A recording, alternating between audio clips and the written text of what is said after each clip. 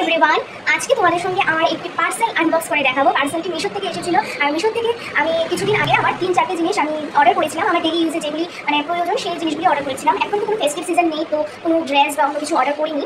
তো ডেলি ইউজেরই কিছু জিনিস অর্ডার করেছি। সামনে দুর্গাপূজা আসছে, বার্থডে আসছে, আরও অনেক কিছু আসছে। তখন অনেক জিনিস আমি অর্ডার করবো, আর সেগুলি আনবক্স করে তোমাদেরকে দেখাবো। ট্রিপেরও একটা প্ল্যান আছে, তখন অনেক জিনিস শপিং করার আছে, অবশ্যই দেখাবো। তো দুর্গাপূজাতে অনেক জিনিস কিনেছিলাম, কিন্তু তখন তো আর এত একটা ভিডিও বানাতাম না, বা ভাবিও নি যে তোমাদের সঙ্গে আনবক্স করে কোনো পার্সেল শেয়ার করবো বলে। আর সত্যি কথা বলতে গেলে আমি আনবক্স যখন করতে যাই তখন প্যাকেটের অবস্থাটা খুবই খারাপ হয়ে যায়, মানে আমি ঠিক করে ছিটতেও পারি না, ওপেনও করতে পারি না প্যাকেটটা, সেই কারণে আমি ভিডিও বানাতে চাই না।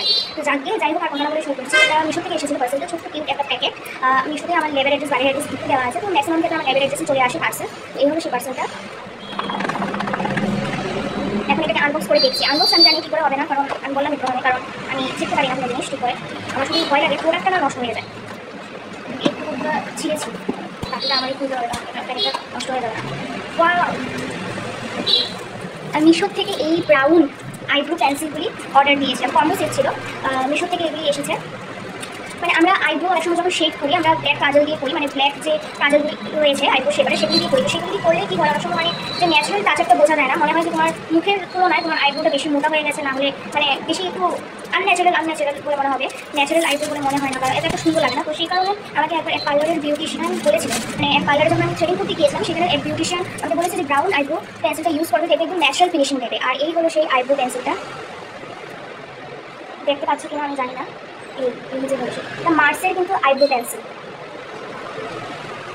Mars eyebrow pencil, shade number 103, brown shade.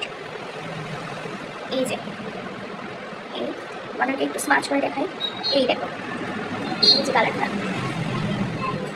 কতটা ভালো এসেছে দেখো স্মাচ করার পর। মানে যদি আইব্রো এটা দিয়ে শেড করি, মানে সুন্দর করে যদি আইব্রোটাকে ড্র করা হয়, এটা দিয়ে একদম ন্যাচারাল টাচ আপ দেবে, ন্যাচারাল ফিনিশ দেবে, আর খুবই ভালো এসেছে। আর সঙ্গে এখানে একটা ব্রাশ রয়েছে, স্মাচ ব্রাশ রয়েছে, যেটা দিয়ে তোমরা আইব্রোটাকে ঠিক করে এইভাবে কোন করে নিতে পারবে, ঠিক করে সেট করে নিতে পারবে এটা দিয়ে ড্র করার আগে। তো প্রোডাক্টটা তোমাদের কাছে কিরকম লেগেছে সেটা অবশ্যই জানাবে। আর এটা কিন্তু মার্স ব্র্যান্ডের, দেখতে পাচ্ছ তোমরা ভালো করে, মার্স ব্র্যান্ডের, এখানে লেখা আছে মার্স।